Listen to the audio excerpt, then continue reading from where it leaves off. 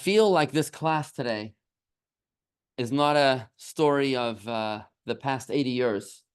I feel like it's a story which is breaking right now as I check my Telegram app and see the latest updates from the war front. Is Israel crossing the border into Lebanon yet? Are they just talking about it? Are they going to? Why would they be talking about it? These are precarious times in which we're living in.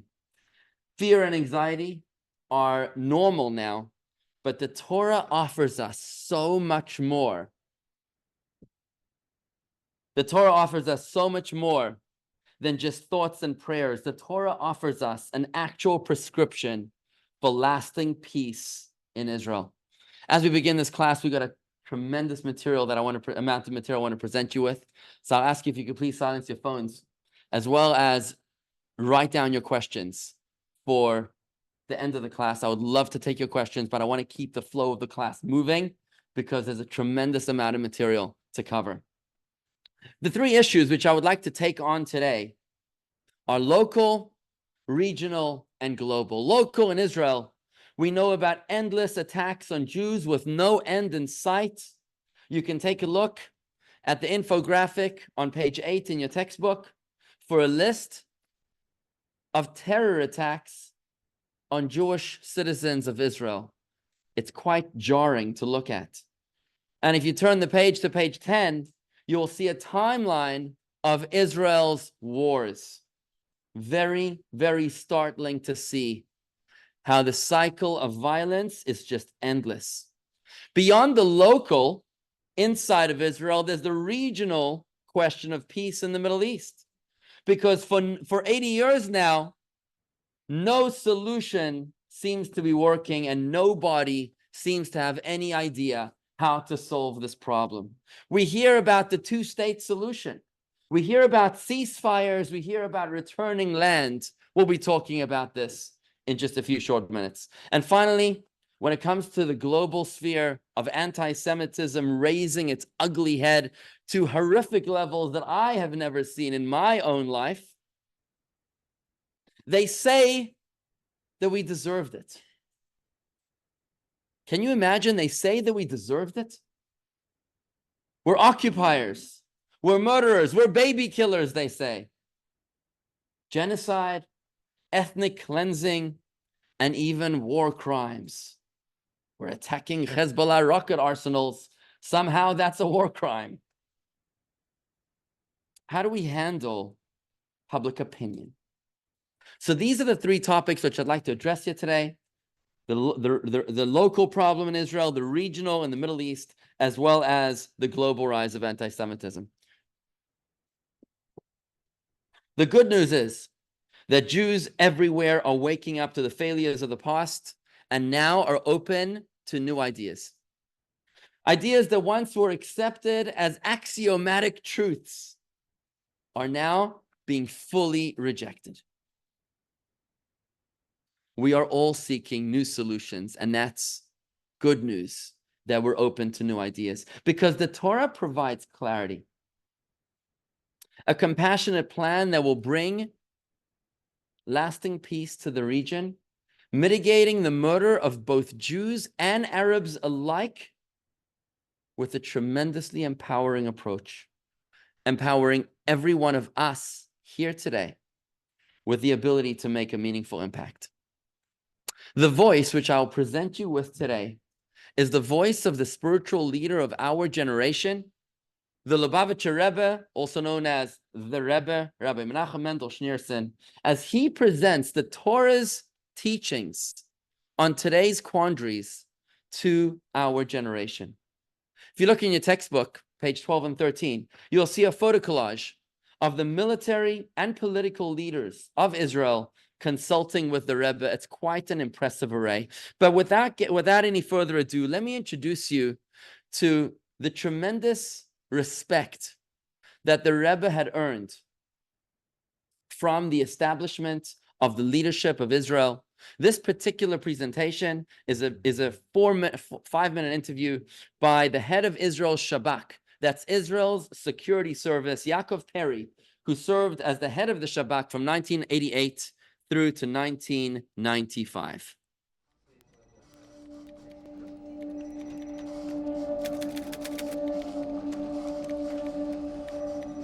הרבי ביקש לשמוע מה דעתי על המצב.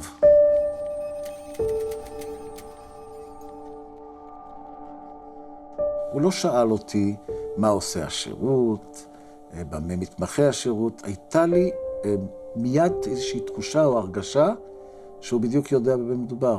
כלומר, הוא לא זקוק לאיזשהם הסברים שלי או איזושהי מצגת שלי על מה, אלא מעניין אותו פחות או יותר אותם עניינים שבתוכן, אותם עניינים שבפנים, שבהם שירות הביטחון עוסק, וסיפרתי לו.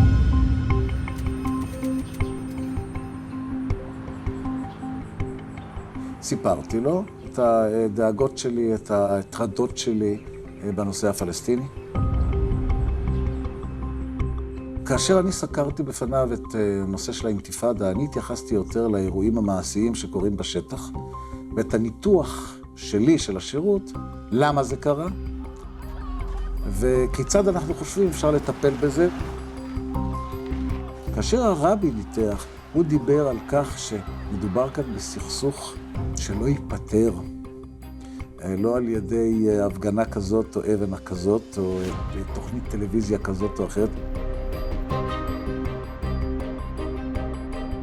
אני דיברתי בצורה הרבה יותר, הייתי אומר, קצרה, מעשית, הייתי אומר אפילו יותר שטחית.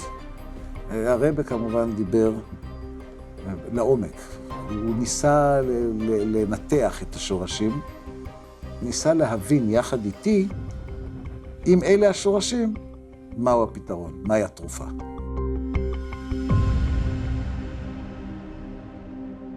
הבקיאות של הרבי גם בעניינים שאינם עניינים דתיים. במצב הבינלאומי, במצב הטרור, ולא רק במצב העם היהודי, מה שנקרא, מה שנעשה אצל הגויים, מה שנעשה אצל השכנים, הייתה מרשימה מדהימה גם בהיקפים שלה, גם ביכולת הניתוח. על פי הידיעה שיש לי מוושינגטון, אשר שום מסרגזים, הידיעות מכל פינס אוהלו, המטר הוא חמור. הרבי בכל הנושאים שלו התייחס יותר לשורשים. את הנצחיות של שותפות הגורל. נצח ישראל לא ישקר. Der Ewigster hat gegeben, Eretz Yisrael zu ihnen, ist das ein Nachlass selber. בעצם הצורה שבה מנתחים ומנתח את הדברים, בעצם הצורה שהוא אומר אותם, ובעצם התשובות שלו או ההתייחסויות שלו לנושאים שהועלו בשיחה בינינו, אני מבין גם מה הוא חושב כיצד צריך לנהוג. והדעת האוחז בהקו שצורך לבטל בלי משהו על עניינים עקביים, ובשביל זה יקבלו משהו, וזה ההפך של הטבע של ארץ הברית. ארץ הברית נסקיימה על ידי זה שומתו חזר, שמשהו חיוני בשבילו, אי אפשר בזה לבטל.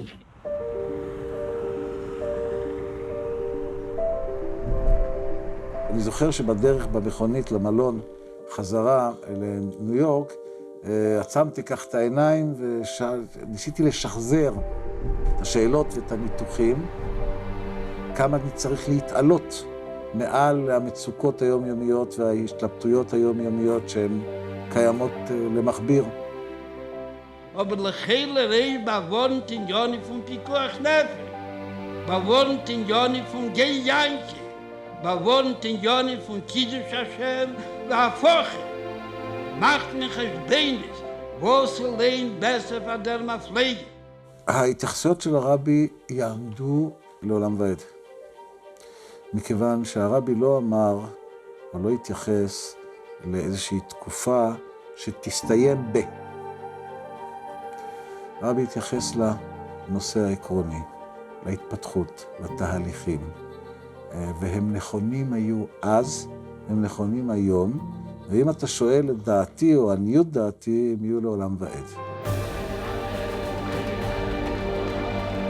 היא עדכנית לרגע זה, כמו שהיא הייתה מבחינתי ברגע הראשון כאשר ישבתי איתו בתחילת שנות ה-90. בסופו של דבר חלק גדול מהם יתקיים, ומה שלא יתקיים עוד יתקיים, בצורה כזאת או בצורה אחרת, כמובן, תחת מאפיינים ותחת רקעים שונים ומשונים.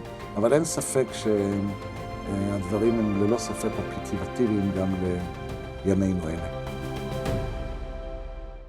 Clearly, the Rebbe was very well respected by the leadership of political, military leadership in Israel. Today's presentation, I'm honored to present you with the Rebbe's solutions to our problems today, post-October 7th in 2024. I'm excited to share with you how the spiritual leader of our generation maps it out for us in a presentation which could have been written for today, because even though the Rebbe lived and spoke in the 90s, in the last century, these problems haven't changed in 3,300 years, and the Torah's solutions from where the Rebbe draws these answers are relevant now as ever, because the Torah is eternal. As a spoiler, allow me to tell you exactly where we're going today. The basic elements of the roadmap are going to include the following components. Number one, we're going to lay out the root of the problem. Just like the head of the Shabak explained that the Rebbe didn't address the symptoms, he wanted to know what the cause of the problem was. We're going to address the root of the solution and an appreciation of our people's ownership of this land. After that, we will apply the Torah's directives on self-defense and military strategy, extracting the key Jewish values on security, strategy, and warfare. And finally, we will address the root cause of our solution, which is Jewish identity and pride. Once we have these straight, the facts on the ground will soon follow. We will have both security as well as the world's respect. So let's begin with our claim to the land in the first place. What is our connection to the land of Israel? It all started in the year 2018, after the creation of the world. That would be corresponding to the year 1743 BCE, when our forefather, our ancestor, the first Jew Abraham, makes a deal with God. It was called the Covenant of the Parts. Take a look at the words of this covenant on text number 1 in your book. What page is that? Page 13. Text number 1. If you don't have a book, there should be books at the front door. Text number 1 reads as follows. Here's what God promises Abraham in the Covenant of the Parts. On that day, God formed a covenant with Abraham, saying, prepare yourself, folks. Put on your seatbelts for this one. To your descendants, I have given this land from the river of Egypt to the great Euphrates River. You know what that is? That ain't the river to the sea. That's the river to the river. That's the Nile River to the Euphrates. We're not even talking about the Jordan River to the Mediterranean Sea. We're talking about the Nile River to Iraq. Egypt to Iraq, that, my friends, is the biblical command, the biblical gift of God to the Jewish people, the descendants of Abraham. Wow. And that's black on white in the world's most popular book. It's not just once, my friends. It appears multiple times. For starters, 2 chapters later, Genesis chapter 17, verse number 8. The Torah continues to tell us how this is not just a random mention of a gift, it's an eternal inheritance. As the Torah tells us, "V'natati lecha u'lezaracha acharecha et eretz megorecha," and I shall give you and your descendants after you the land in which you sojourn, et kol eretz Canaan, all of the land of Canaan, la'achuzas oilam, as an eternal inheritance, v'ayisi lahem le'elokim, and I shall be their God. In other words, God doesn't only tell us that this is an eternal inheritance, he also ties his name to it as well. And I shall be their God. That this idea is not just, our connection to the land is not ancillary.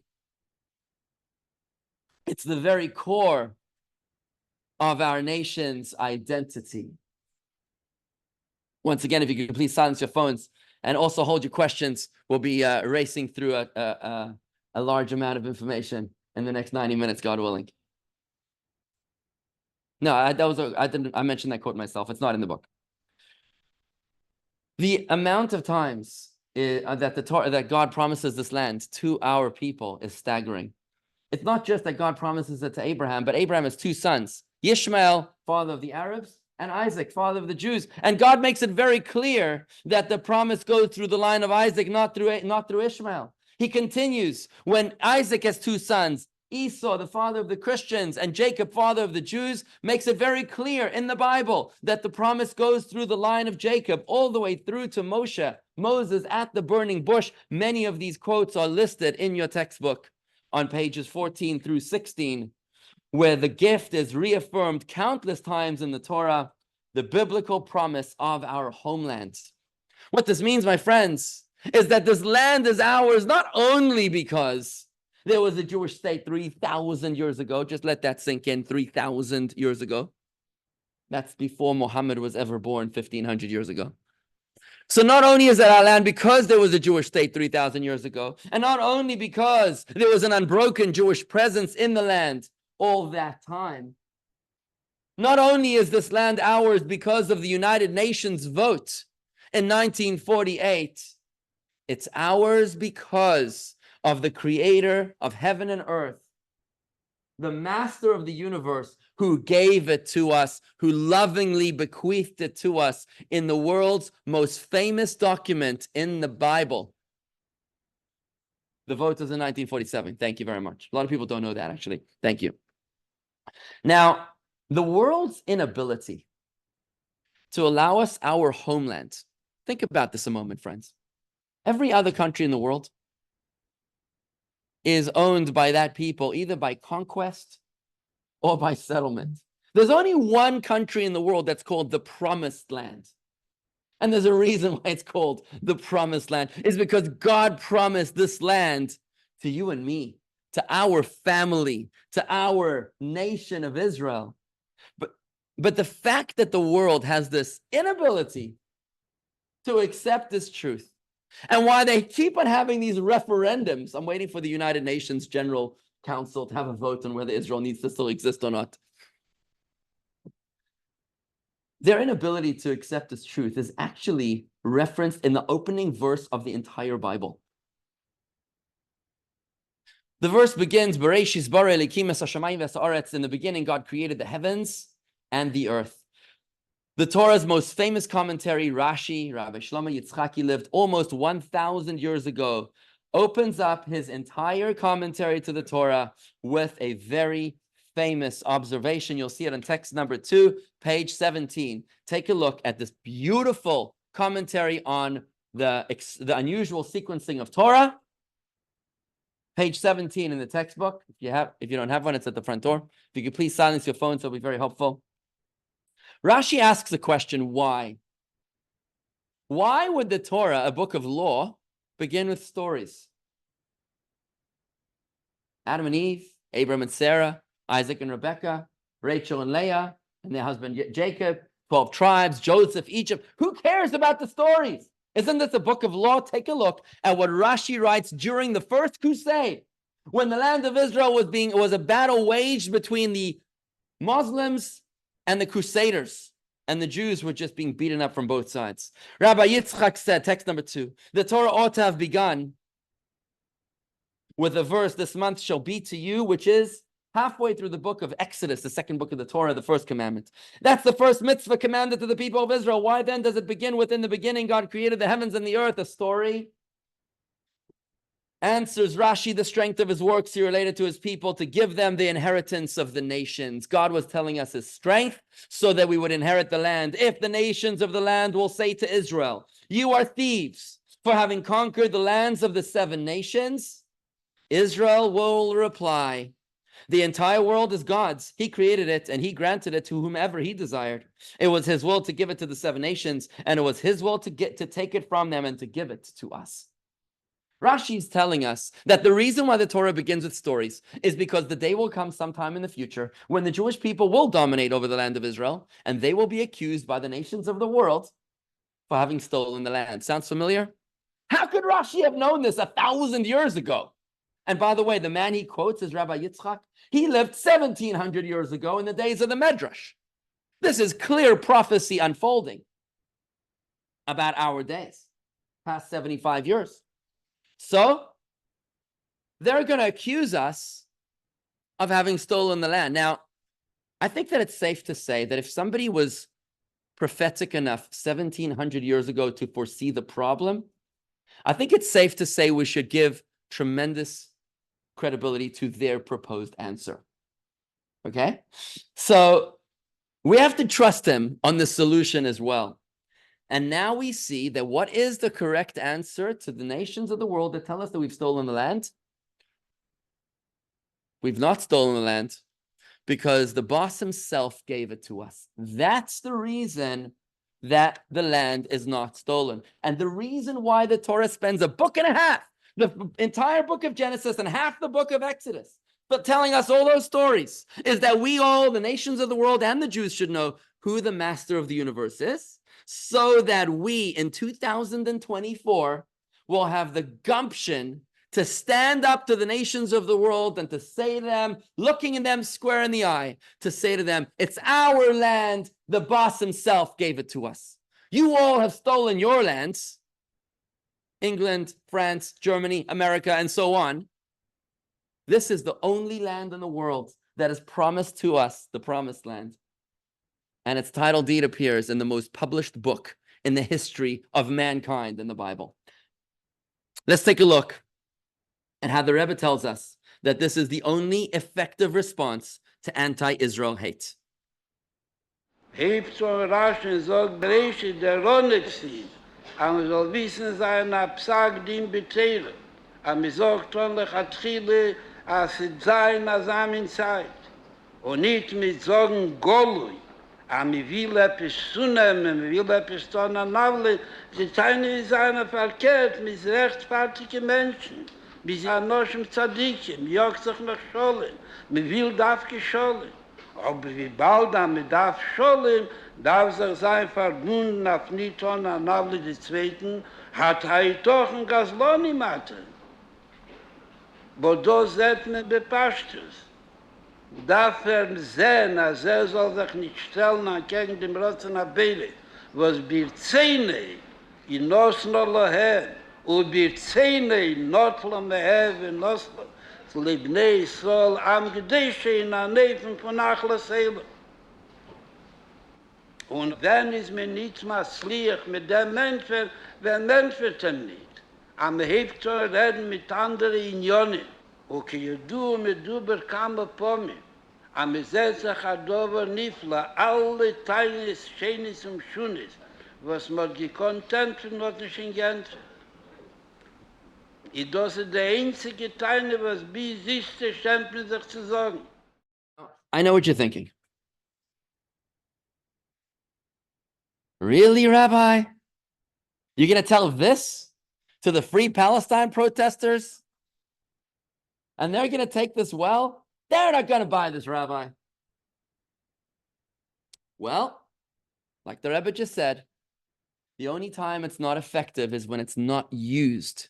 When we, yours truly, are too ashamed to stand up for our own birthright and our own inheritance, when we don't believe in ourselves, how on earth do you expect them, anybody else, to believe in ourselves either?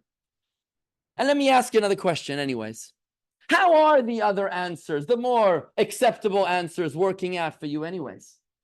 Are they buying those answers? When we tell them the historical argument that we've been living there continuously for 3,000 years, do they buy that answer? When we tell them the international law argument that the Balfour Declaration and the United Nations Partition Plan, they don't care. How about when we tell them the Jewish survival argument, that the only way that we can ensure that there won't be another Holocaust is that we're in charge of our own country, our own military, our own land? They don't care.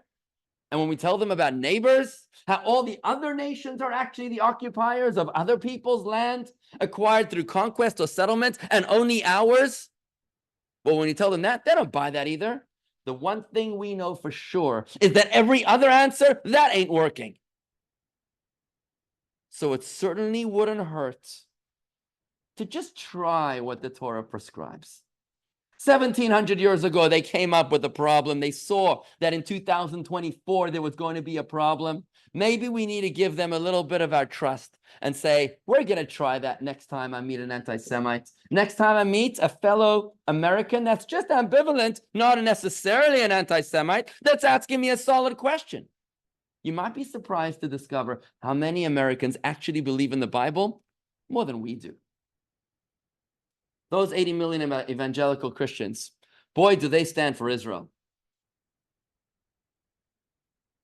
And I want to tell you this. You meet a Christian who tells you that we're occupying the land of Israel, like the Archbishop of England, I forget which Archbishop it was, and I think it was the Pope as well, who said also a similar statement, condemning Israel's occupation. If I'm not mistaken, I don't want to be quoted exactly on that. We can tell them, as the chief rabbi of South Africa publicly declared a few days ago, he said, I say to you, Pope and the Archbishop of England, that you don't know your Bible. Because in the Bible, it says, in another verse we read about in the Torah just 3-4 weeks ago, from the river Jordan to the Mediterranean Sea is the promised land of Israel. These are the extended borders we read about from Nile to Euphrates. But the base, the foundation state of Israel is from the river Jordan to the sea. That is, any person who's a self-respecting believer in the Bible will have to admit that from the river to the sea, Israel will be free. Without this argument, friends, if you don't have the courage to stand up for this argument, that it was God himself who gave us this land, then we are actually occupiers. Let's face it. Unless you have the courage to stand up and accept the fact that God who created the heavens and earth, who created the entire universe, he was the one that gave us this land. If you're going to say, actually, you know what? I don't believe in God, and I'm just going to say that we're Israelis. If that's the approach you're going to take, then we actually are occupiers of someone else's land. So that's not going to work out all that well for us. And even if you still think that they're not going to buy it, at the end of the day, it's not about them believing it, this credibility of our claim. It's about us believing it. Because when we solidify our convictions within, it's then that we will be ready to face the world without. Will the world accept our position? Well, here's what the Rebbe wrote to Prime Minister of Israel, Zalman Shazar, in 1969. Take a look. Text number 3, page 18. The Rebbe writes to the Prime Minister, I'm not under the delusion that arguments based on principles of justice and integrity will prevail in the United Nations, the Vatican, etc. But a most important factor is the morale of the youth, including within the IDF and the students in the United States and elsewhere. It's that we should know what we're fighting for, because if you don't know why you're fighting for something, how on earth are you ever going to achieve? It's quite moving when you go to Israel, to Jerusalem, you go to the Western Wall, and you see these groups of young IDF soldiers, men and women, being brought for initiation to the Western Wall, many of them for the first time in their lives. And they're telling them about their Jewish heritage and identity. They're telling them about God and the temple and King David and King Solomon, so that they should know what they're fighting for, because they can now understand why it is that they're fighting for. It's only when you have a why that you're able to achieve any how. In closing, it's not the world that needs to accept our God-given gift. It's all of us Jews. We are the ones that need to accept this truth, because when they see that we believe it, that will impress them too. It's right here in this room where the difference happens. Solid rock foundations lead to stable structures, and solid rock convictions lead to sane and healthy behaviors. The world respects the Jews when the Jews respect themselves. So this lays down the foundation for us about why it is that we actually have a connection to the land of Israel. It's our biblical homeland, and we got to fight for it like our lives depend on it. But let's now talk about the Jewish value system, the 3 essential steps for ensuring Israel's security. What are the strategies from Torah for warfare, security, and strategy? We know that the highest Jewish value is saving a life. We even violate the most important Jewish holiday for it. What is the most important Jewish holiday? Well, the most important is really Yom Kippur, but Shabbos is the second most important. And we violate the Shabbos and Yom Kippur, for that matter, in order to save a life. This would include,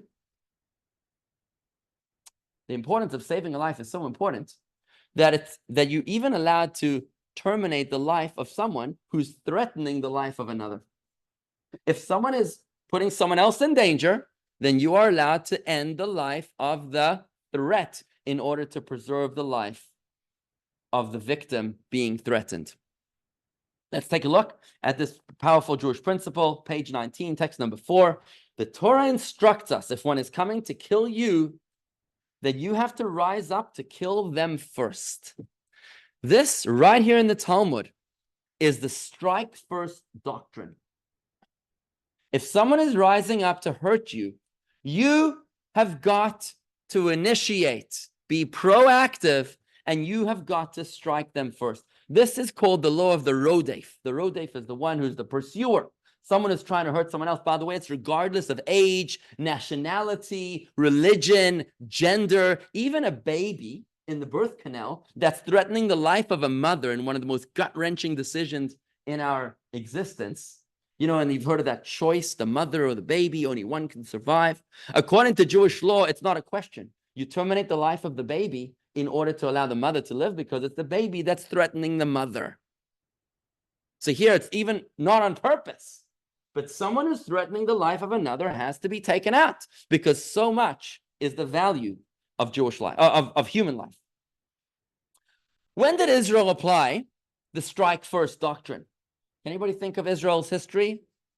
1967, the great days of the Six-Day War. Is there any other time you can think of Israel did that? 1981, the Osirak nuclear reactor in Iraq that Israel took out preemptively and without apology. The world gaped in astonishment at how Israel on that morning of June 5th, 1967, sent out her fighter jets, I think it was at 7:45 in the morning, to Egypt and Syria, taking out an overwhelming majority of their air forces and their runways in a whopping 90 minutes. It was hard to ignore the hand of God when we saw the stunning success of the Six-Day War. When we follow the directives of Torah, the miracles ensue. It's a very powerful concept. We're about to see that in a moment. So let's contrast the Six-Day War with the epic fail of 6 years later, the Yom Kippur War. Yom Kippur War. Despite intelligence of an impending invasion, Israel refused to attack or even call up the reserves. At 4 a.m., King Hussein of Jordan secretly met with Israeli leaders on September 25th, 1973, an entire 11 days before the attack. And he told them of the secret plans of Syria and Egypt to invade Israel. 4 a.m. on Yom Kippur morning, Golda Meir got a phone call in her house by Military Secretary Yisrael Lior, who told her that they had positive intelligence that Egypt and Syria were planning on invading Israel on the afternoon of that same day. She called an emergency meeting with her generals, but Golda refused to authorize a preemptive strike so as not to antagonize the American supply lines. Now, even though we talk about the Yom Kippur War as a victory for Israel, I guess it was a victory in the sense that we stopped the invasion. But when you think about the fact that Israel lost 2,500 soldiers compared to 800 that fell in the Six-Day War, it's a relative catastrophe for a tiny country like Israel. The results were certainly not nearly as impressive as those of the Six-Day War. Think about what happened after the Yom Kippur War. Israel had long-lasting trauma. On the second day of the war, Golda famously revealed that she was contemplating suicide. Israel's deterrence after the Six-Day War was mitigated Her global admiration fell in the eyes of the nations of the world when they saw that she was indeed vulnerable. And her deterrence from her enemies was also shaken to the core. To this day, there's a picture in your textbook. There's the October 6th Museum in Egypt, which shows the victories. October 6th is the Yom Kippur War date in the English calendar, which shows takes Egyptian school children to show them of the Egyptian victory over Israel on October 6th of 1973, with fragments and shards of Israeli fighter jets and fallen tanks.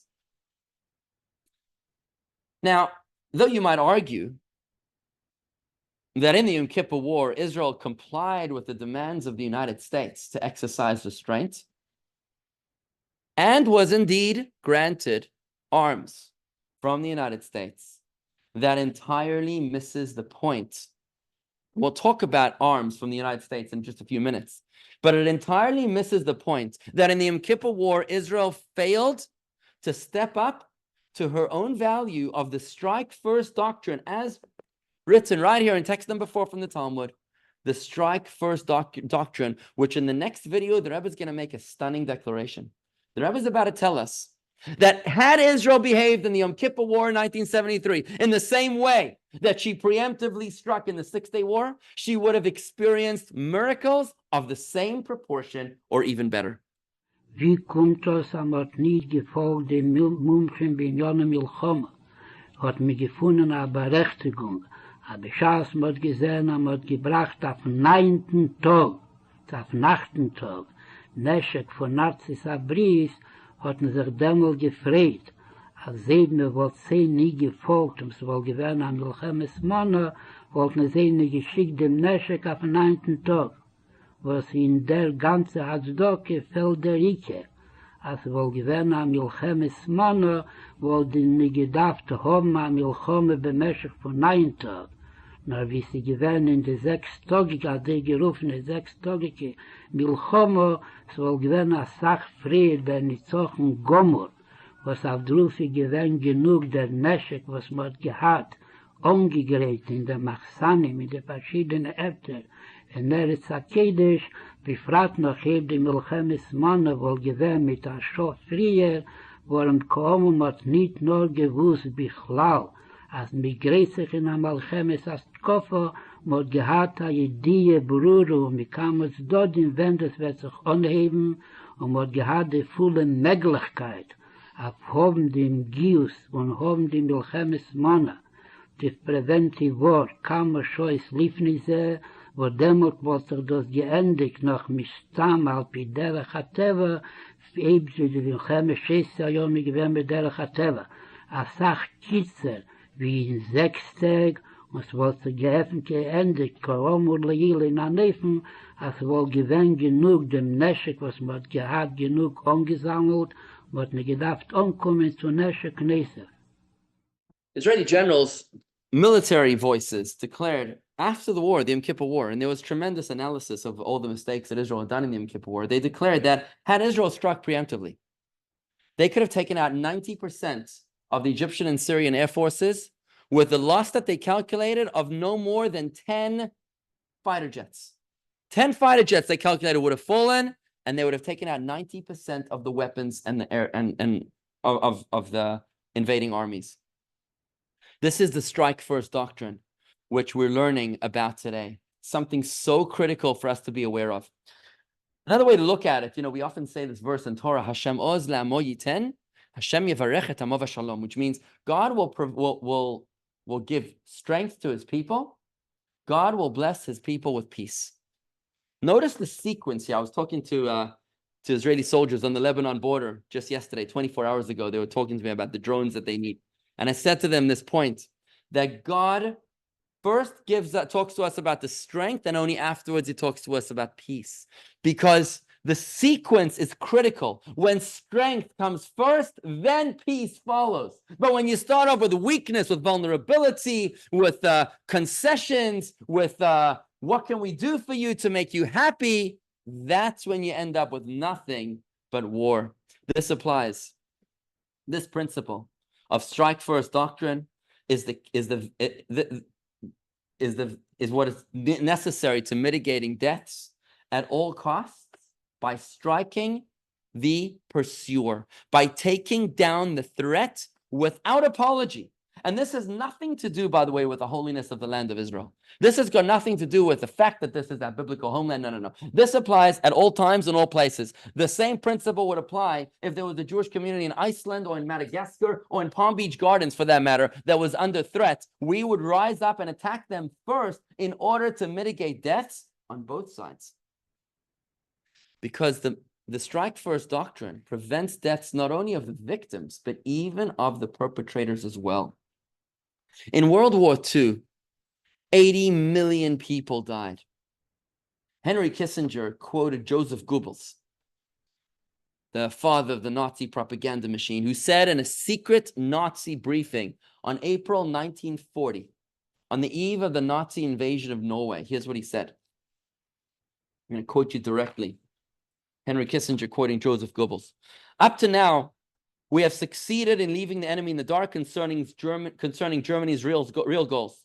In 1933, he said, a French premier ought to have said, and if I had been the French premier, said Goebbels, I would have said it, that the new Reich Chancellor is the man who wrote Mein Kampf, which says this and that, claims what they're going to do to the Jews. This man cannot be tolerated in our vicinity. The French premier should have said either he disappears or we march. But they didn't do it, said Goebbels. They left us alone and they let us slip through the risky zone, and we were able to sail around all dangerous reefs.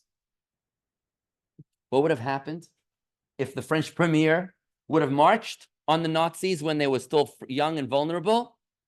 Not only would he have prevented the deaths of so many of the victims of the Nazis, but even the 7 million Germans that died in the war, they too would have been saved. Their lives too would have been protected as well. In the next short video, the Rebbe is going to talk about how absurd it is to ask permission from the world to defend ourselves. Every time that Israel is attacked, somehow we go running to the United Nations. Can you please call a meeting? Can you please tell us if it's okay for us to defend ourselves? Oh no, the Rebbe said, that is absolutely in contrast to the Torah value of the strike first doctrine. Schaas me weiß, als do einer, was bolle Horgo, ist demot nie der Seder. Am darf sitzen und warten, bis wann nicht alle Goyim und Maskim sei. Und mit Pasken in dem Dien in einer Sife von 119 Members von Goyim. Also der Goyim wird am soll ihm schmeißen. Und unter dem wird machen eine Sife von dem Minyaniden. Als seine Nechet Maske mit den 119 Goyim, nie dass der Seder auf mit dem, was Habolle Horder. Früher bringt dem Dien im Besten.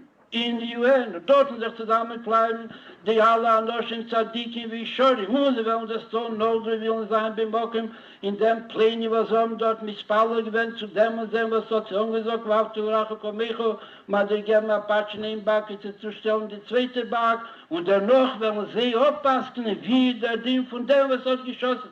Und dennoch wirst du Michel sein uns dem Folgen. Sagt die Tere, nein, nicht das ist der Seder. Nicht nur, dass sie nicht der Seder verlieren. Dem Goy macht das keine. Aber der Goy weiß, als Bolle Orgel. Und du schickst da rein ein Papier, sich ein Adeni Hakazak. Als wie du willst, gehen schlagen an jeden. Soll sie wissen sein, dass das ein gegen dem Charter.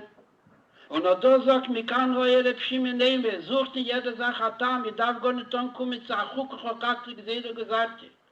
Sie bolle Orgo, hast mit dem nicht was zu teilen. Der erste sagt, dafür sehen, Haschkim le Orgo. Steht gar nicht Haschkim le Orgo, steht da, dafür machen im Befehl. Sieht nicht kommen dazu. Also hat nur sehen, du bist zugestanden vertot und schickst nicht kein Brille. Nur du bist zugestanden Alminas, als Ebert sich prüfen, Tage le Orgo. Ich sag, demol bist du mochen, Haschkim le Orgo, wird hat viele nicht gehen zu dir. This is the Jewish value of self-defense. Fearlessness, unapologetic, rise to take down those who try to harm us. We don't ask permission. We don't even ask forgiveness. This is not aggressive. It's actually quite compassionate. We learn elsewhere in Torah from King Saul that those who are kind to the cruel will ultimately end up being cruel to the kind. Those who are kind to the cruel will ultimately end up being cruel to the kind. It's when you strike first and you're cruel to the cruel, you'll end up being kind to the kind. Obviously, this includes also ensuring that our enemies have not only the ability to attack us, but also to prevent them from having weapons that they could use to attack us. Menachem Begin, after the attack of Osirak in 1981, after he took out the Iraqi nuclear reactor, he declared what became known as the Begin Doctrine. And here it goes. This is what it says. The Begin Doctrine. We chose this moment to attack the reactor, said Begin. Now, not later, because later may be too late. Perhaps forever. And if we stood by idly 2-3 years, at the most 4 years, and Saddam Hussein would have produced his 3, 4, 5 bombs, then this country and its people would have been lost after the Holocaust. Another Holocaust would have happened in the history of the Jewish people. Never again, never again. Tell so your friends, tell anyone you meet, we shall defend our people with all the means at our disposal. We shall not allow any enemy to develop weapons of mass destruction turned against us.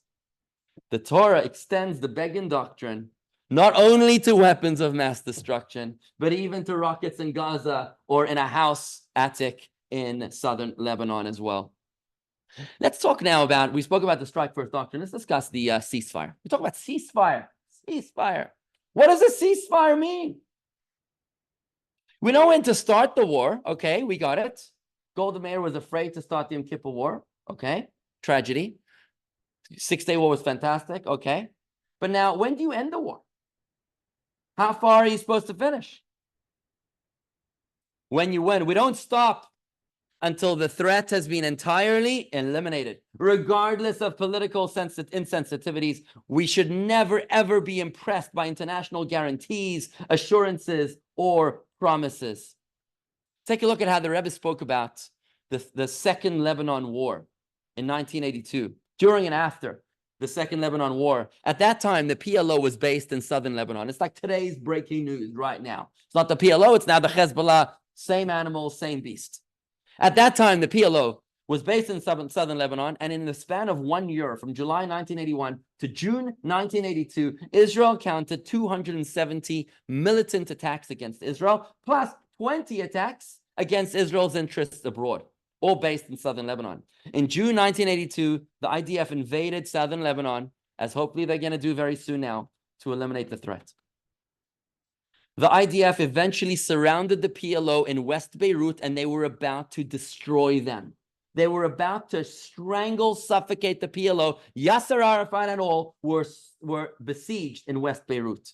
However, the PLO negotiated safe passage from West Beirut to Tripoli in Libya, thank you, through the United States and international peacekeepers. Take a look at the Rebbe's anguish at Israel's reticence to finish the job and eliminate the PLO.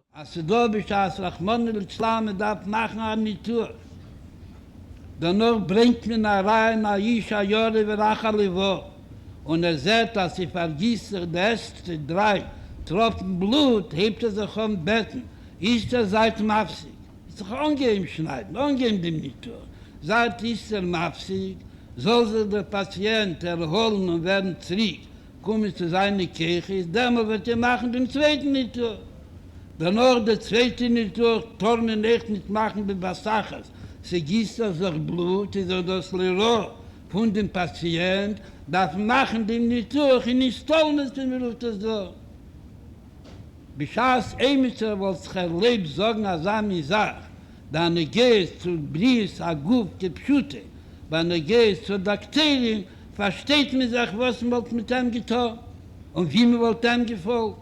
Hat man getan, hat die Sache mit der 3 Millionen Nieden gehirrt. Gemacht an die Tuach, noch hat man gebracht, Haisha, Jore, Veroch, Alevo, hat geheißen, Mafsig sein, hat nämlich gewollt folgen, und geht machen an Asife, hat gesagt, sie sind nicht demokratisch, und man darf fragen bei Zweiten, und da kann fragen in Deutschland, und danach gewesen weiterer See, und wiederer See, hat man gemacht, der Zweiten nicht durch Hiebe gehasert, dieselbe Sache, der Dritten nicht durch Hiebe gehasert, dieselbe Sache. Schließlich dort der Fette nicht durch, was man schon ihm getan. Und man schon gebracht Korbonis, wo Hashem jint im Dom. Hunderte Menschen mit hunderter Psuim. Und nicht es fällt einem an Einfall, zu 2, zu 3, zu 4, als Gedei, der Matze soll bringen zu Aschole. וכייסי בזה, יבוסי דרצו דייסי, losen de Wund, als sie soll sein mit alle Bakterien, mit alle Sachen, nur dann Leponin werden die Bakterien rüberlegen von den Nortinas wegen. It's as absurd as putting out a house on fire and making sure that we put out 90% of the fire. It's enough already.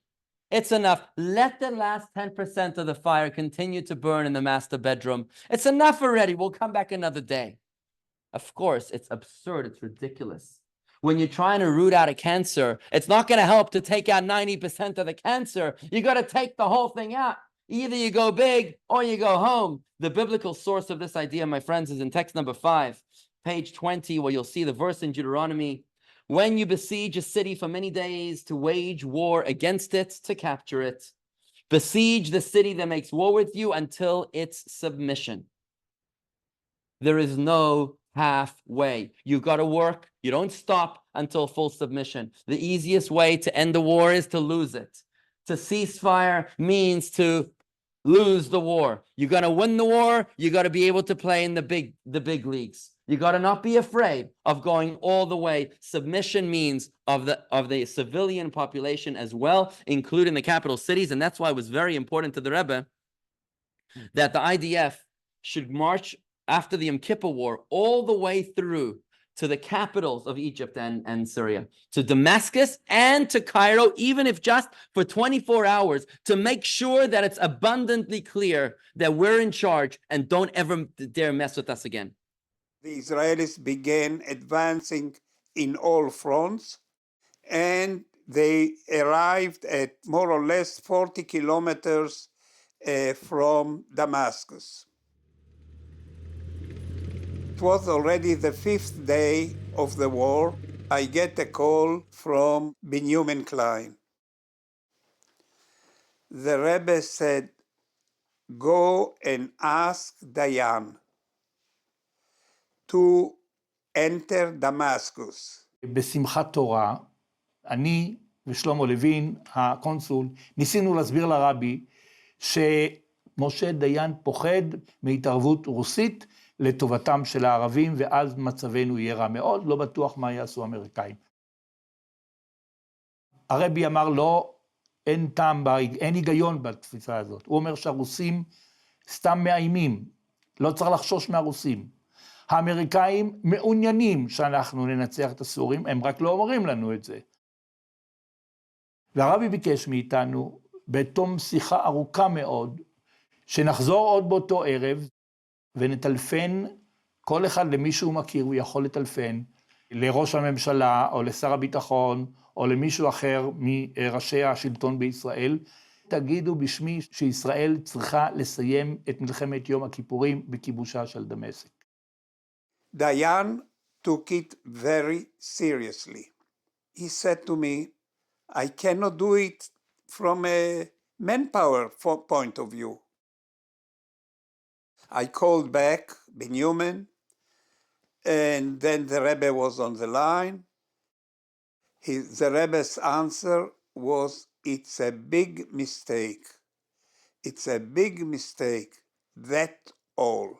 הוא אמר לי, תשמע, מלחמת יום כיפור, תוצאות לא טובות. אומר, רבי, תראה, מבחינה צבאית, אנחנו הגענו ל-101 קילומטר מהבירה המצרית.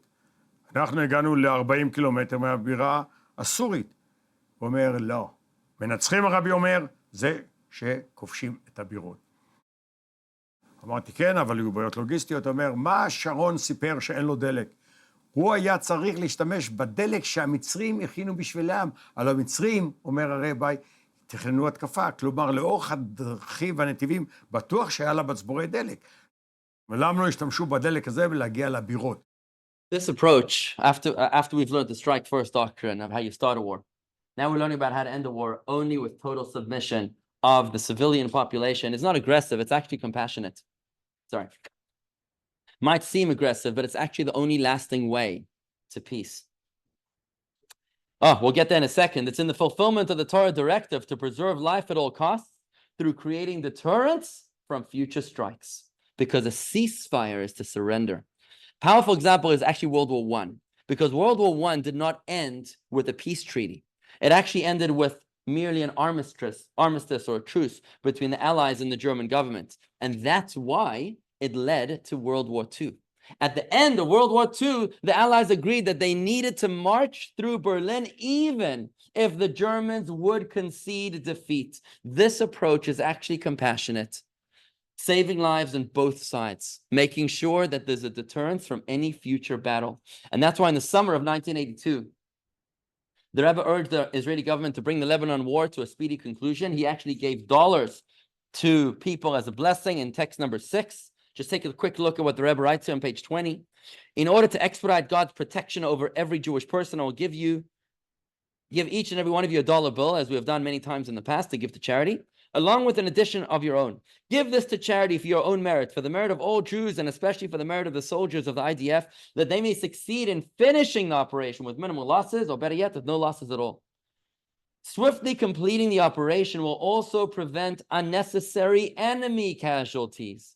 They too are human beings, the enemy, created in the image of God, and it is the duty of the Jew to also care for the lives of each and every non-Jew. I'd like to move on to two-state solution. We hear about it a lot in the news today. Because when defending Jewish populations, there is one more factor to consider, and that is strategic positioning. Well, we're about to learn a very important and fundamental law in Torah, which is the law of the invasion of a Jewish city.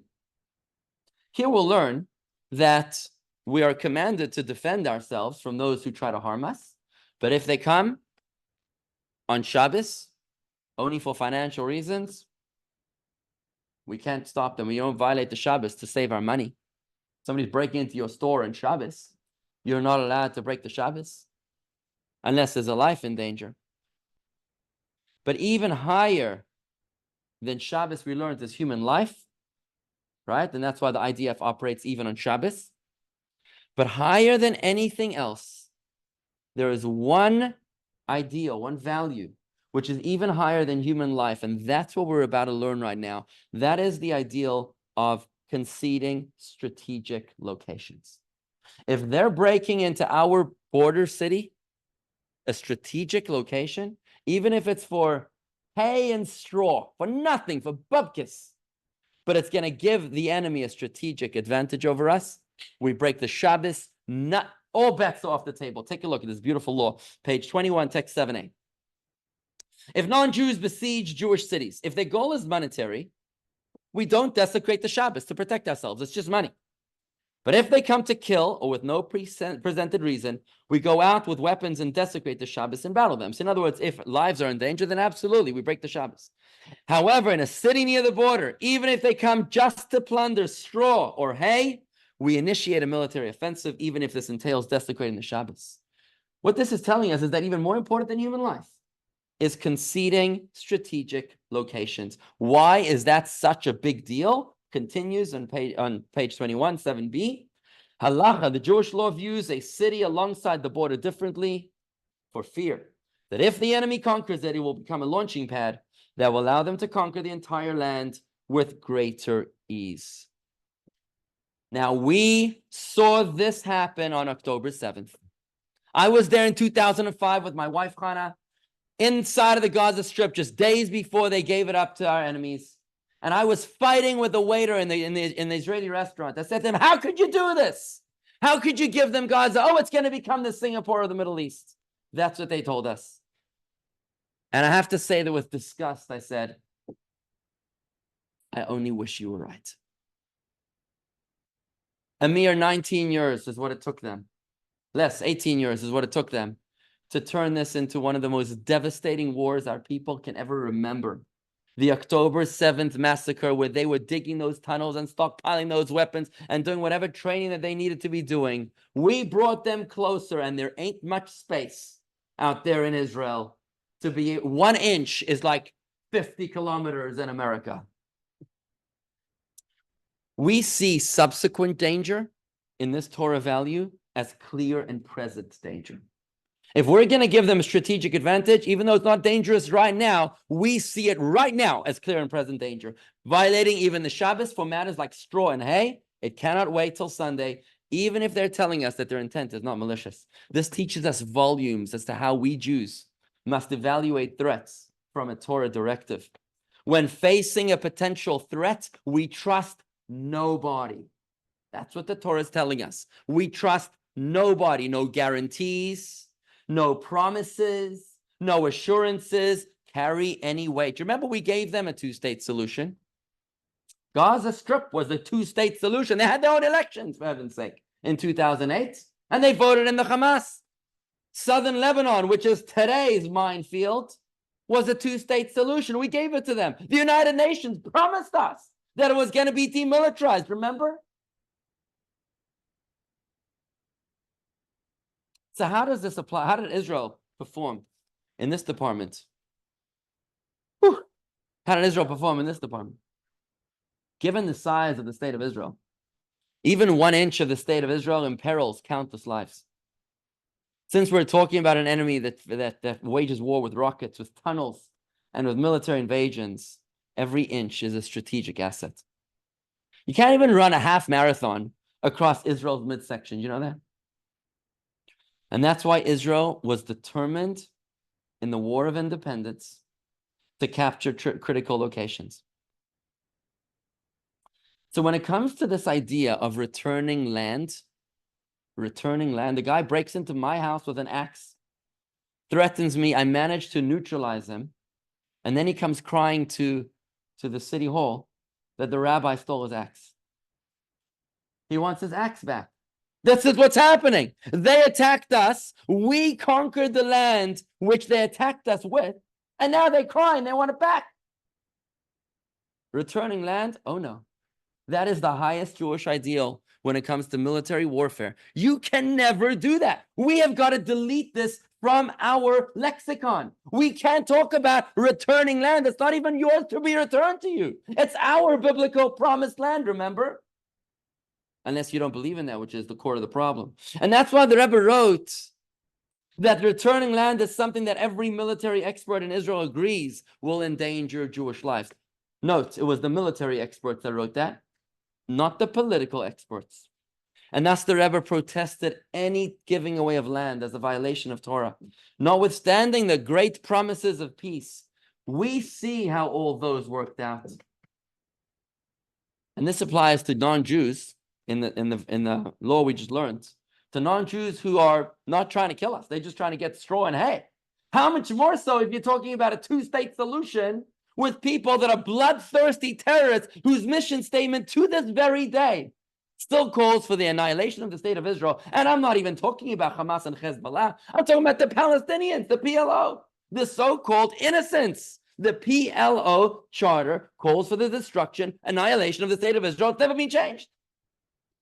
In der Rotzen von der Meibischen, aber Schaße kommen zu gehen nicht hin und sagen, als sie will nehmen, zunehmen bei jedem Teven wie Kasch, bei jedem, was leben in Chutzloretz, und sie rät sich wegen Aschettig in Chutzloretz, und sie rät sich wegen Teven wie Kasch. In der Breite der Eben Habechen, die wissen, was man darf tun, steht in Schulchan Aruch Dvorim Brurim. Aber man darf nicht ankommen zu Chochmas Bosser Vadam. Und man darf nicht ankommen zu seinen Pschäppler. Und man darf nicht ankommen zu seinen Svoris, worin der Rebester hat Tiber gegeben hat, zu Anoshim, Smuchim, Mish mit Peish von Meshe Rabbeinu, was Mesore Lishu und dann noch Dera Chardei, bis zu dem Beis Yosef und dem Ramor Shulchan Aruch, und sie haben gesagt, dass ich in Afkemine nicht, was sie mir bett und was mir bett. Eibs ist auch Schasch, als die Posach Horetz Lifnehem darf man sich stellen mit Neschek, a viele Bishabos, und a viele, als mehr nicht, wie man Maschmischen und Boi. Der Tam ist auf zu bewohrnen, scheleit die Posach Horetz Lifnehem. Und gefragt noch, hat dort gar nicht gedacht, umkommen. Man hat viele gesagt, bis einer hat gesagt, dass darf haben Teven wie Kasch. Hat gleich mäßig gewesen. Als der Bruder und der gute Freund und wird sich rechnen mit das war Acherim von anderen Umis und jene Umis haben gleich gesagt, dass sie willen nicht nur die Posach Horetz lifneim, sondern sie willen Kol Horetz. It's important to note that this has nothing to do with the holiness of the land of Israel. Once again, this would happen to a Jewish community in Newfoundland or New Zealand if we felt that a strategic piece of land was a strategic asset to attack us. We would not be able to give it away for nothing, not even if it wasn't our promised land. Though this might sound like an extreme position, it is extreme. It's extreme when it comes to saving lives at any cost. This is the Torah value. So let's summarize what we've learned so far. We learned about the strike first doctrine. This is how you start a war. You don't wait until it's too late, like the Yom Kippur War. We're going to learn that lesson. Then we learned about how to end a war, that ceasefire is not an option. You don't put out the fire 90%. You don't take out the cancer 90%. You do the whole thing or you don't even try. Don't stop until the job is done. And third of all, we learned zero land concessions. Sadly, Israel has failed in all three. We have waited to be struck before responding. I mean, how long have we got Hezbollah missiles on us? Our response also is restrained. Remember, the world always comes screaming and crying the minute Israel is attacked. They never condemn the attackers. It's always Israel that has to exercise restraint, and ceasefires are quickly agreed upon. And from the oil fields of Sinai to Gaza, to South Lebanon, and to the West Bank, Israel has been more than ready to concede critical important positions for promises of peace, which we know today have all turned out to be fake. Egypt, peace with Sinai. How do you think Gaza was getting fed all of her missiles? Why do you think that the Egyptians will refuse to have any Israeli possession of the Philadelphia corridor? Because they won't be able to do business anymore. And the West Bank, turns out it's pretty much as bad as Gaza. It's worse than we thought. And October 7th was a direct result of exactly these failures. We knew that Hamas was festering in Gaza. We knew that they were building tunnels and training. And you remember the Tatzpaniyot, the onlookers, the IDF women soldiers, they saw all that activity. God forbid, like the Yom Kippur War, we don't want to preempt an attack. We don't want to be perceived as the aggressors, God forbid. All previous operations in Gaza, there were 3 of that I can recall, but they're all in your book, in your charts. All previous operations in Gaza ended with ceasefires that failed to finish the job. Every single one of them ended with a ceasefire that didn't finish the job. And of course, Gaza is a strategic key position that should never have been abandoned. It's just shocking how we make the same mistakes over and over and over again. 3-4 Mal nacheinander bei dem Maimid und Matze, was gewinnt, Kimat Punkt, a Kopie von dem Maimid und Matze wisst. Allemal ist das Schinui, in der Welt in der Tor, hier öfter zusammen bei der Jode. Es muss ein Schinui. Denn der Kudas, wo Pnimis, wird Technologien, derselbe Maimid und Matze, derselbe Menschen, was darf durchführen, die Schliche, derselbe Menschen hat der Seele, Talmiden, was einem Afria, und derselbe Teines. Das ist der Weg zu Scholem, und das ist der Weg zu Tzaddik V'Yeshe, und das wird man haben, Maschine, Mesen, Baum, Israel, und man darf sich rechnen, nicht, hey, Namla, wurde die ich gehe. Man muss ankommen zu Israel, V'Chulu. Who should make these decisions about when to start the war, when the war is, how to know when the war is actually over? These are decisions that have to be made by military experts. You can't look to politicians to make those decisions. Just like when you need a surgery, you talk to a doctor, you don't talk to the hospital administrator. Should we pull the plug? Well, let's check what the insurance has to say about this. We're not sure. Maybe they've got a different perspective that we haven't considered for the greater political perspective. No, You're talking about your mother over here. Maybe you should not be talking to the insurance company about whether you should be pulling the plug. Speak to the doctor direct. In exactly the same way, when it's talking about our safety and security of our mothers, our sisters, and our children, our brothers and fathers, we need to be talking only to the military experts, and politicians should have no say in the matter whatsoever. And when experts start talking to us about geopolitical considerations and words that we don't understand, we know that we need to be looking for new experts. Okay.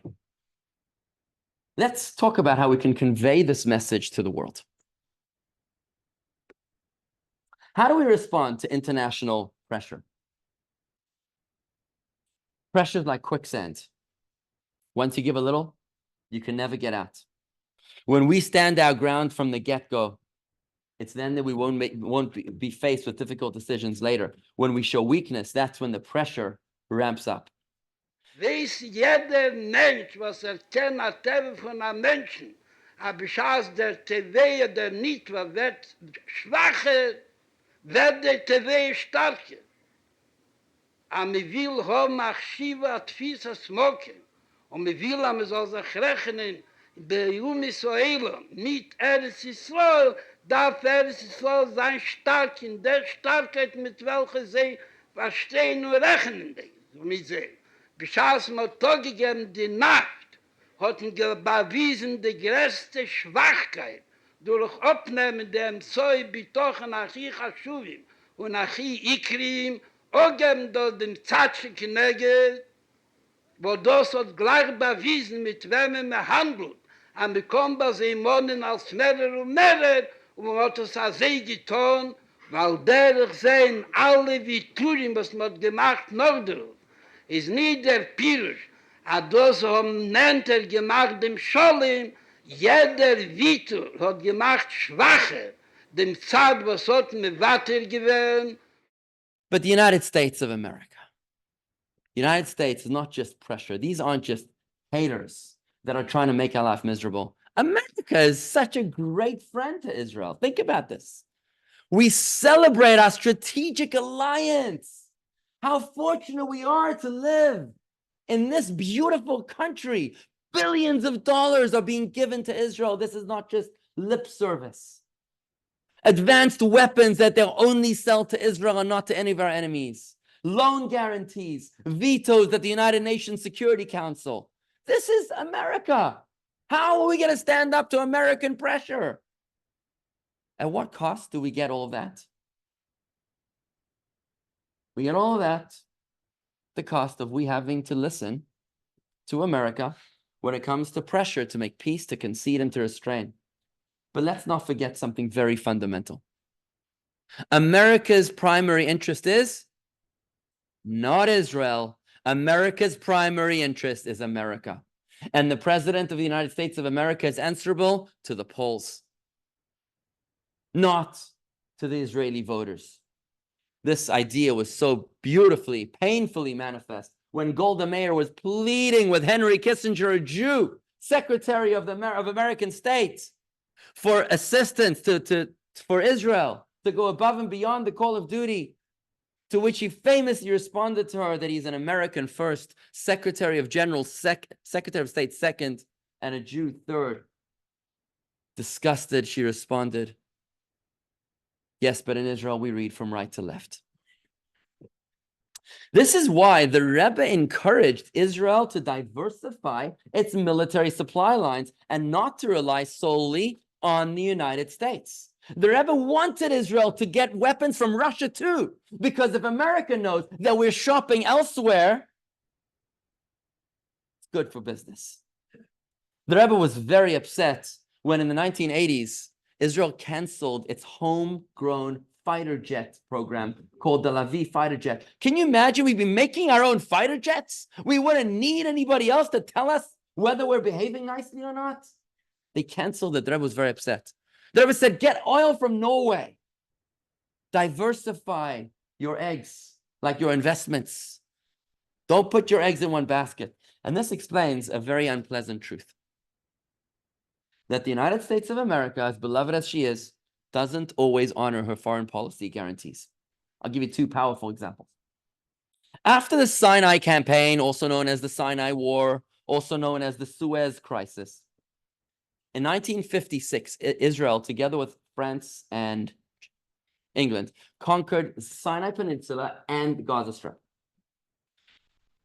America convinced Israel to retreat from both of those territories, Sinai and the Gaza, in exchange for promises that the Straits of Tiran, which is access to Eilat, would never be shut down to Israel, would never again be blocked.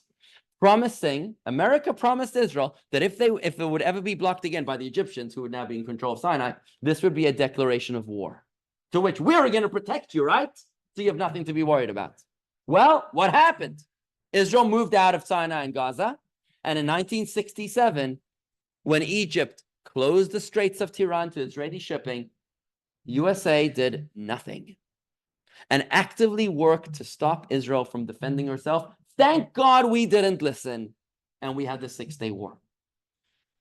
A second example, in 1994, the Budapest Memorandum. Ukraine was the third largest stockpile of nuclear weapons in the world.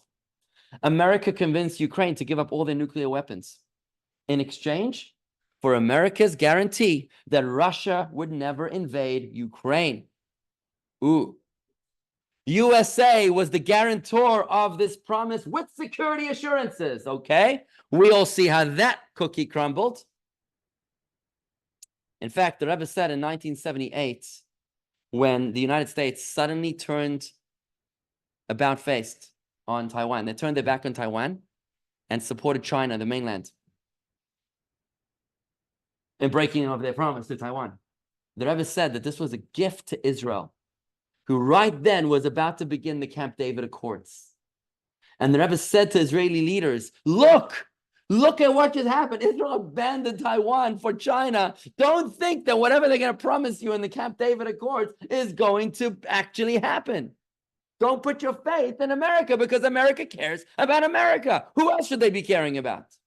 This should be no surprise, because the president, of course, is interested mainly in the polls, and only Israel truly cares for Israel. Though we are grateful, deeply grateful for our friendship with the United States, we can't put our faith in it. So practically speaking, I'd like to present you with 3 points on how to stand up to the pressure for the United States. The United States wants strong partners, not weak, needy ones. The Rebbe often mocked the good boy moniker that Israel yearned for the United States to be reassured with. Israel, you're a good little boy, you're behaving very nicely. The Rebbe would mock this good boy thing. You want to be America's good boy, or do you want to be America's proud rival? Not an enemy rival, but a proud partner. Or do you want to be a little kid in first grade? If you're weak, then the United States can have pity on you, but the United States doesn't need you. Proof of this is how America only supported Israel with arms after the stunning victory of the Six-Day War. It was only after Israel ignored the stern American warnings to restrain the response to Egypt with the Straits of Tiran that the first major arms shipment arrived to Israel in 1972. We need to remember why America needs Israel and not get hypnotized by the love.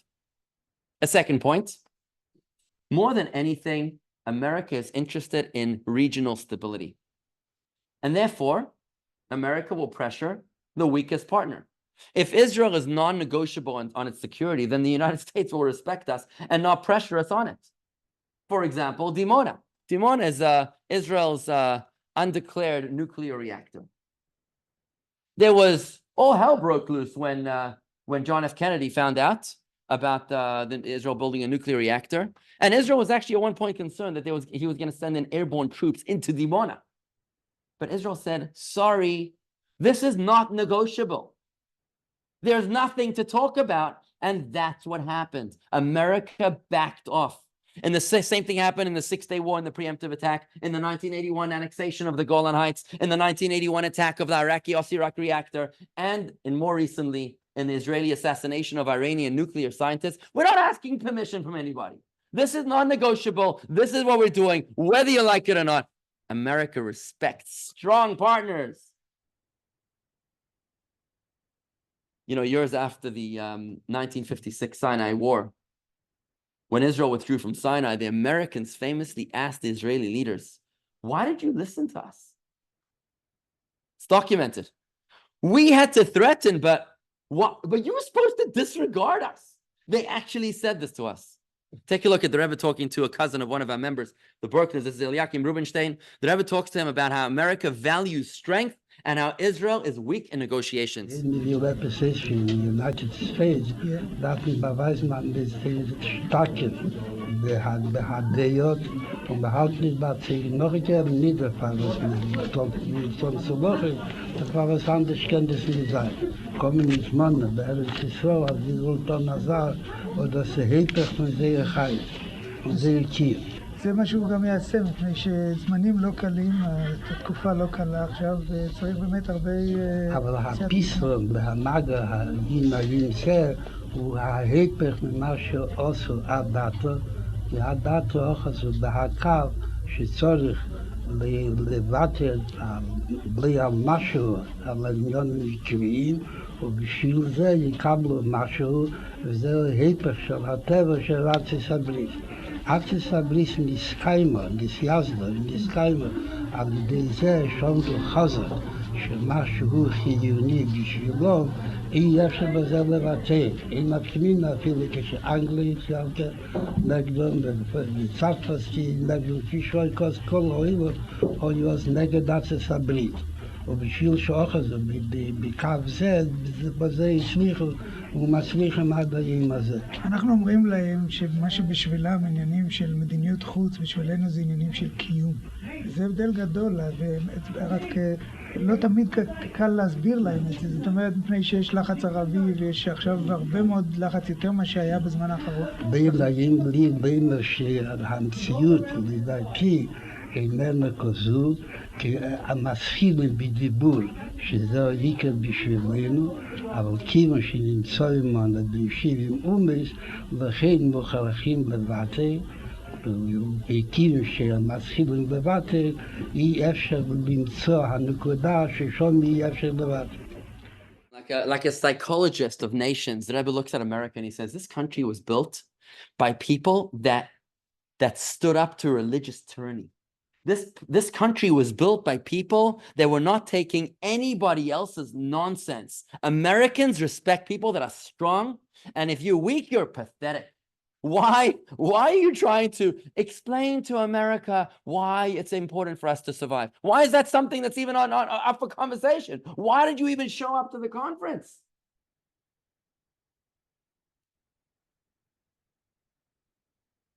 It took until 2005. When Bill Clinton publicly declared, he thanked Israel for bombing the Osirak nuclear reactor. At that time, the American president scolded Menachem Begin when he gave that, after which he gave that big speech, the Menachem Begin Doctrine. It was Reagan, right? But you know what? Reagan needed to scold him in public. It was fine. But Bill Clinton thanked him, and he said, I can't imagine, he said, if Saddam Hussein would have gotten a hold of nuclear weapons. Can you imagine what the Gulf War would have looked like then? Beeper bombs, friends. Whoa. Beeper bombs. I don't even care what the world has to say about that. Was it the head of the CIA who criticized Israel for war crimes? War crimes, right? Beeper bombs. This is an international war crime. You know what? Tell it to the Marines, because America respects that. You did a surgical strike on only the bad guys, and only those parts of their body, their trigger fingers and their eyes, which disabling their ability. You didn't even kill them. You just disabled them. It's unbelievable. This is something so brilliant. Now you're not the good boy anymore. Now you're the one that's willing to fight for himself. You take yourself seriously. Now this beeper bomb to me feels like the 6-Day War. It feels like the Entebbe raid. It feels like the Osirak nuclear reactor. It feels like, wow, we have had our bar mitzvah. We're grown up. We're not walking around in diapers anymore, waiting for somebody else to give us permission. We are taking this into our own hands. This is amazing. And on a very practical level, the Rebbe urged that wherever we live in the land of Israel, wherever we own territory, settle it. Turn it into cities and arm those civilians. Make sure that they can defend themselves. We hear ad nauseum about settlements. They're not settlements, they're cities. They're cities in our heartland. Imagine they would speak about Chicago and Miami and Philadelphia as they were settlements of taking away, occupying the American Indian reservations. You won't even tolerate such pathetic conversation. Yes, somehow in Israel, we talk about the illegal settlements of occupied Palestine. We got to get rid of this conversation. This is non-negotiable. This is our strength. And America respects us and loves us. America doesn't want us to listen to their demands because they have to make those demands, in front of the rest of the world. But we have to stand up for ourselves. Listen, if you can't stand up for yourself, then I can't help you. I'd like to close with us, having spoken about why this land is ours, our biblical promised homeland, having spoken about strategy, warfare, and security, having spoken about spreading this message to the rest of the world, and not being afraid of America, because realizing that America wants us to be fearless, like Americans are. Fearless. That's why we're the mightiest army in the world here in the United States of America, because we're afraid of nobody. What can we do about this right now? Many of the military and political leaders who flocked to the Rebbe often found themselves discussing Jewish identity matters with the Rebbe, in addition to the intricate military and political discussions. Because instead of addressing merely the symptoms, the Rebbe wanted them to address the root of the matter. Instead of telling them what we can do, the Rebbe was telling them that it's important for us to change how we think. Because if we change how we see ourselves, if we understand the root of the problem, and we change our perception, it's then that our actions will quickly follow suit. Take a look at after October 7th. We feel so lonely in this world, don't we? The loneliest people in the world. That's right. That's a good point. The Torah tells us as such, by the way. Just take a quick look at this verse. In the Torah, text number 8. Where's that? Text number 8. Page 23. Take a look at this verse. Behold, behold, it is a people that dwells alone and is not reckoned amongst the nations. How do you read this verse? Behold, a nation that dwells alone, not reckoned amongst the other nations. Sounds familiar. I mean, that's us, right? This was written like 3,500 years ago, but I guess it could have been written today in the United States, United Nations Security Council right now, right? So we're a nation set alone, it's set apart. Is that a curse? It's actually written, this was said by Bilam, who was hired to curse the Jews in the book of Numbers. Bilam was a Gentile prophet, is equivalent in prophecy to Moses, very evil man. He tried to curse the Jews, but all of his curses turned into blessings. So this is actually not a blessing, it's a curse. Sorry, not a curse, it's a blessing. This is not a curse, it's a blessing.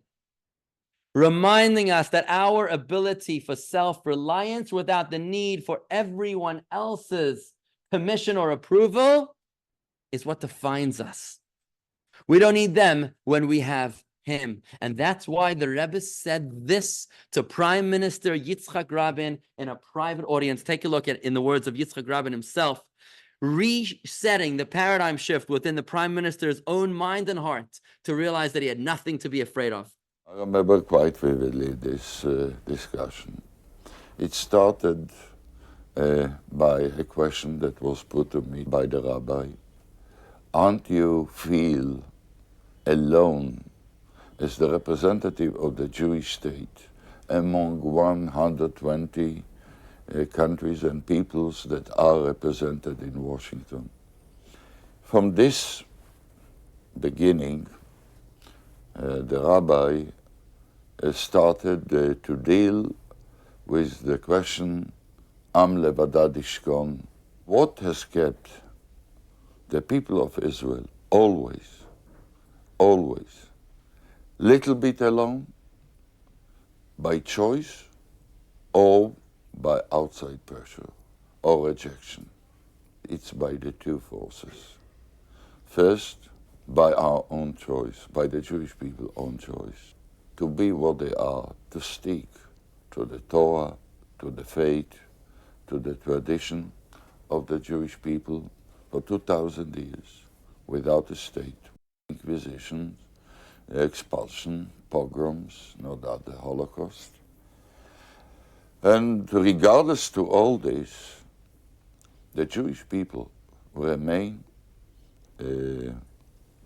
faithful to the Jewish religion, to the Jewish tradition, and succeeded to survive what no people anywhere in the world proved to be successful. Anti-Semitism is real. We're never going to win their approval unless we're dead. Like Golda Meir said, I'd far rather be alive and hated than dead and beloved. Remember how much they loved us after October 7th? Everyone is posting on social media, I stand with Israel, I stand with Israel. After October 7th, you know when it turned around? When suddenly it turned around? Remember when Israel hit that hospital? Remember when Israel attacked that hospital? Neither do I, right? That was a fake story. It was a fake story. It was a misfire from a Hamas missile. Suddenly Israel's showing strength. Oh no, you have no right to do that, said the Russian foreign minister. Jews do not have the right to protect themselves. That's not how we roll in the Soviet Union, he said. We're a nation set apart. We don't need anybody else's approval. We have to find our strength from within. We win by reflecting deeply inwards instead of desperately seeking external validation, by connecting deeply with our Jewish values, with our identity, with our strength and our pride. And this is how the Rebbe says it in page 23. This beautiful text from the Rebbe. He says, the psychological factor, the why, has such an important role when two adversaries confront each other. When the adversary sees that his opponent is spiritually and psychologically strong and self-confident and certain of his just cause, and not prone to be impressed by the adversary or any non-Jew due to the inferiority complex mentioned above, this is the best way of preventing wars, not only major wars, but even wars of attrition. And thus the Rebbe's guidance to those leaders and to us is to find your why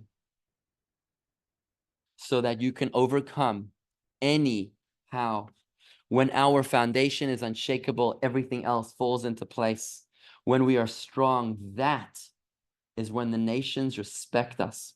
One final, very brief presentation here, very, very brief. Kommen Sie gehen nach Goyen, hat gesagt, kommen dich zurück in Washington. Als gewähnt der Mächtenmal in Israel, mit einem bewiesen Weizmanns Institut, mit einem bewiesen der Universität, mit einem bewiesen der große Hotels und mit einem bewiesen der große Gassen und Chulu, ist gekommen in ganzen ohne keinen Eindruck. Und das der übrige eine von der Jeschwe Reich, von den Komiteeten wie jedes Archig, Deles in Kongress und im Senat, und hat übergegeben seinen Eindruck. Danach ist gefahren nach zweiten Mal, hat einen bewiesen Meir Shiori, mit einem bewiesenen Kessel Marovi, nicht dem Kessel Marovi, wie ist zugeputzt, da dem Kessel Marovi, wie sie stehen, Iden und Davnen und auch geteilt mit einer Mechize von einer Seite Frauen und von der zweiten Seite Männer. Mir die Aniem und die Bettler, was sie seine Mewalbel zu der Tfile und betten sie doch. Danach hat man noch hereingeführt in ein Stiebel und in eine Yeshiva mit zerbrochenen Bänken und Chulu, ist gekommen zu fahren, danach in Washington gesagt, ich hat gesehen, der Holy Land. Und danach hat Messiah gewählt, man soll geben an Phantoms. That's very powerful. See, we're not victims. We're chosen. We've got to stop whining. We've got to stop complaining about anti-Semitism. We've got to stop complaining about how many hate us and who hates us and who's trying to attack us. And to remember that our security is in our own hands. We've got to be strong. We've got to be fearless. We've got to be unapologetic. And it's only when we know why we're fighting that we will succeed in becoming victorious. How do we know why we're fighting? Because this is our promised land, because this is our gift from God. Let's act like we're chosen. Let's act like we know why we were given it. Because it's very, very difficult to claim that it's a promised land when you walk around rejecting any Jewish ideal. Can you imagine some Jew walking around eating a bacon burger on Yom Kippur, claiming, yeah, it's our gift, it's the promised land. And the guy looks at him and says, what? Really? Who gave it to you? God, the God that you don't believe in? Right? But it's when we strengthen our values, when we strengthen our Jewish identity and our Jewish observance, that's what pulls us inwards, strengthening our core, reminding us of who we are, pulling us away from victim mentality. It's this way that allows us to celebrate our Judaism instead of hiding it, drawing God's blessings upon us, upon our loved ones and the entire nation, remembering that the true source of our strength is from God Almighty and investing in that source instead of seeking greener pastures elsewhere. When we will be able to have the strength and the fortitude to be able to apply this timeless teachings of Torah as shared with us by the Rebbe, the spiritual leader of our generation. Like all the great revolutions of history began with small circles of inspired people instead of the masses. When we go out strengthened, fearless, unapologetic, committing never again to make the mistakes of yesterday, to delete two-state solution, to delete concessions, to delete restraint, to delete ceasefire and settlements and occupation from our vocabulary, to say that this is our land and it's not negotiable, to stand tall and proud to our brothers in arms, brothers and sisters in America that want to see us strong. It's then that we will inspire our family members too, and our friends to say, hey, maybe he or she is onto something. And that will have a ripple effect to spread across the seas to our brothers and sisters inside the land of Israel too, where we will be deemed as strong, just like in those beeper bombs, just like Israel is blitzing the living daylights out of Hezbollah right now, as they've done already to Hamas, and God willing soon to Yemen and to Iran as well. We too will succeed in establishing peace in this world only because we initiated it with strength.